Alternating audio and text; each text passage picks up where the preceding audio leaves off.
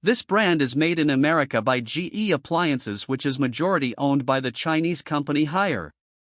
All of the units feature louvered panel construction, which is the best way to protect the condenser coil from mechanical damage due to objects thrown by a lawnmower or from hail damage. They have an antimicrobial drain pan to resist mold formation, and it has a built-in float switch to shut the unit off if the condensate drain becomes clogged. The NP14HS models are basic heat pumps that are designed for slab mounting with zero clearance when installing next to a house.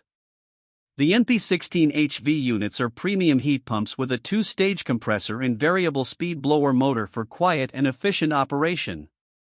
All of the units use timed defrost, which is not as good as units that use demand defrost, as they tend to initiate more defrost cycles than are necessary, which wastes energy. They offer optional electric heat kits from 5 to 20 kilowatts to provide supplementary heating, but their guarantee is not as good as many brands, as it does not include unit replacement in the event of compressor failure.